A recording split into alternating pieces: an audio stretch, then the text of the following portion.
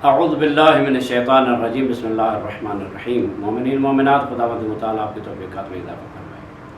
اکثر و بیشتر جو جوانوں کو مسائل پیش آتے ہیں ان میں سے مسئلہ غسل جنابت اور جنابت کیسے واجب ہوتا ہے اور غسل جنابت کا طریقہ کیا ہے۔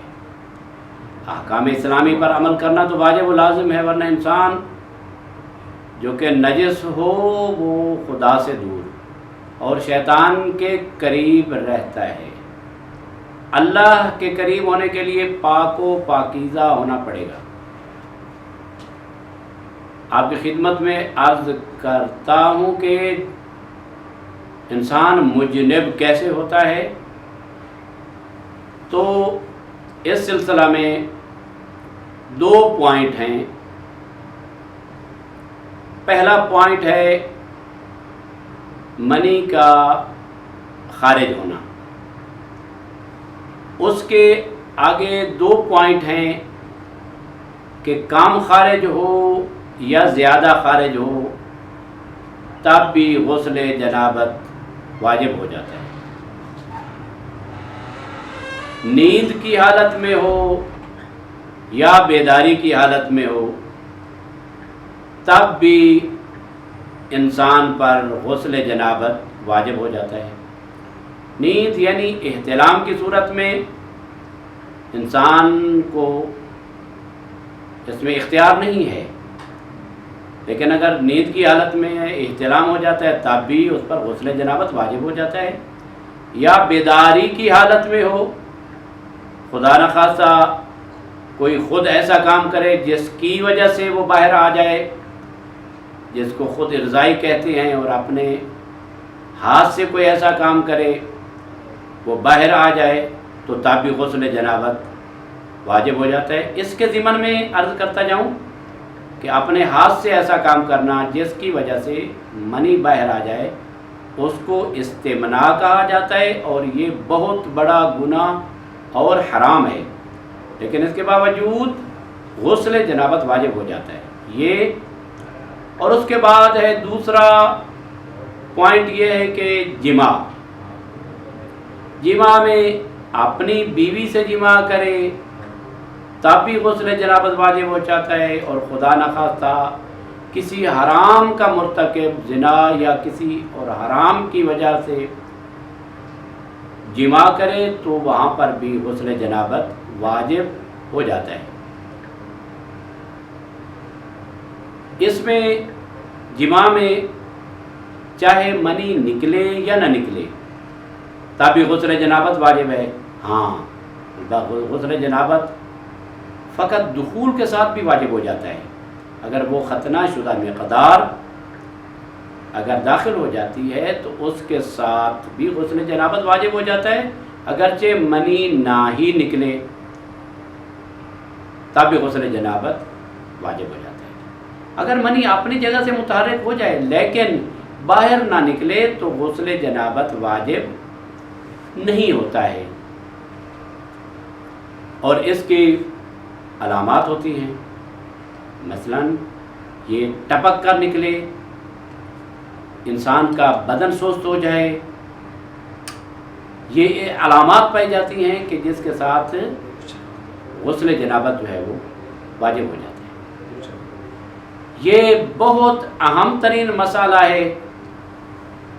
البتہ شریعت میں انسان کو شرم نہیں کرنی چاہیے، مسائل پوچھنے میں، مسائل بتانے میں شرم محسوس نہیں کرنی چاہیے۔ ایک انسان اگر مسئلہ نہیں جانتا تو اسے چاہیے کہ جو جانتا ہے اس سے مسئلہ پوچھ لے یا کسی کتاب میں پڑھ لے۔ اب غسل جنابت واجب ہے، کیسے کرے، اس کا طریقہ کیا ہے؟ اس کے لیے عرض خدمت ہے کہ سب سے پہلے منی کا استبراء ہے، وہ بھی مستحب ہے، اور ایسا مستحب ہے کہ جو واجب کے قریب قریب ہے، اور پھر پیشاب کا استبراء ہے۔ منی کے استبراء کا مطلب یہ ہے کہ انسان جب مجنب ہوا ہے जनाबत की हालत में हुआ है तो उसकी नाली में मनी के कतरात हैं। अब पेशाब करेगा, पेशाब करने के बाद उसकी मनी के जो कतरात हैं वो बाहर निकल जाएंगे, तो ये मनी का इस्तिबरा हो जाएगा। उसके बाद जो पेशाब है वो उस नाली में रुका हुआ है। अब पेशाब की इस्तिबरा के लिए अपनी 2 उंगलियों से इस तरह सौंपते 2-3 मरतबा और खांसे, और खांसने के बाद वो जो पेशाब खड़ा है वो भी बाहर निकल जाएगा। अब इसके बाद अपने जिस्म को पाक करे। जिस्म को पाक करने के बाद 2 सूरतों में गुस्ल किया जा सकता है। 2 सूरतें हो सकती हैं। एक है किसी टूटी के नीचे, मसलन शावर है उसके नीचे, या एक ट्यूबवेल का खाड़ा सा बना हुआ है, या नहर है, या कोई खाल है जिसमें इंसान जो है छलांग लगाता है और इंसान का बदन उसमें डूब जाता है। वो तरतीबी है जो शावर के नीचे किया जाता है, टूटी के नीचे किया जाता है। और जो खाल या नहर या एक खाड़ा सा बना हुआ है उसमें छलांग लगाकर, डुबकी लगाकर किया जाता है, उसको गुस्ल इल्तिमासी कहा जाता है। और जो जनाबत है उस तरतीबी है, उसमें पहले जिस्म का पाक होना, अगर साथ साथ पाक भी करता जाए और गुस्ल भी करता जाए तो फिर भी ठीक है, नहीं तो पहले अपने तमाम जिस्म को पाक कर ले, यानी इस्तिबरा करने के बाद 2 तरीके इस्तिबरा जो हैं वो अर्ज किए। उसके बाद अपने तमाम बदन को पाक और पाकीज़ा कर ले, धो ले, साफ़ कर ले, और उसके बाद जो है वो नियत गुस्ल करे। नियत गुस्ल में ये है, तमाम गुस्ल वाजिब या मुस्तहब तमाम का तरीका एक ही है, फ़कत नियत का फ़र्क है। अगर इंसान के ऊपर कितने गुस्ल हैं, वाजिब हैं या मुस्तहब हैं, सब मिले हुए हैं, अगर एक ही गुस्ल की नियत से तमाम गुस्ल कर लिए जाए तो तमाम मुकम्मल हो जाएंगे। बाज़ उलमा फरमाते हैं कि अगर एक ही गुस्ल कर लिया जाए, मसलन जनाबत है, मसलन और गुस्ल भी हैं, जुमा भी है, मसलन ईदैन भी है, कोई और गुस्ल वाजिब या मुस्तहब है, जनाबत की नियत से तमाम एक ही गुस्ल कर लिया जाए तो तमाम की जगह पर वो काफ़ी हो जाएगा। अब जो तरतीबी किया जाता है वो टूटी के नीचे किया जाता है। उसमें ये है कि अलबत्ता तरतीब सर को पहले धोए, शावर के नीचे अपना सर कर ले, अच्छी तरह सर और गर्दन जो है वो अपना धो ले। उसके बाद बाज़ उलमा फरमाते हैं थोड़ा सा टूटी से जुदा हो जाए, मामूली एक लम्हा के लिए, फिर शुरू करें दायां हिस्सा अगला और पिछला, और उसके साथ बायां हिस्सा भी थोड़ा सा धो ले, और फिर इसी तरह जो बायां हिस्सा है उसके साथ दायां हिस्सा भी कोई धो ले, और इसी तरह आगे और पीछे पाँव तक मैल कुचैल कोई जिस्म पर मौजूद ना हो कि जो पानी के पहुंचने में माने या रुकावट है। मतलब कोई तेल लगा हुआ है, कोई मैल है, कोई ऐसी स्याही लगी हुई है, तो उसको उतार ले, और उसके उतारने के बाद ये गुस्ल करे। अब गुस्ल के बाद वुज़ू की ज़रूरत नहीं है गुस्ल जनाबत में। अलबत्ता इसमें उलमा के फतावा हैं, मरजा आली क़द्र अयतुल्लाह उज़्मा सैयद अली ख़ामेनी, इमाम ख़ुमैनी और बाद दीगर उलमा फरमाते हैं कि ये मुत्तफ़क़ अलैह मसला है, यानी जनाबत के बारे में तमाम उलमा का मुत्तफ़क़ अलैह मसला है कि नमाज के लिए वुज़ू की ज़रूरत नहीं। बाकी जो गुस्ल है वाजिब है या मुस्तहब है उनमें उलमा का इख्तिलाफ है। ये हो गई तरतीबी। अब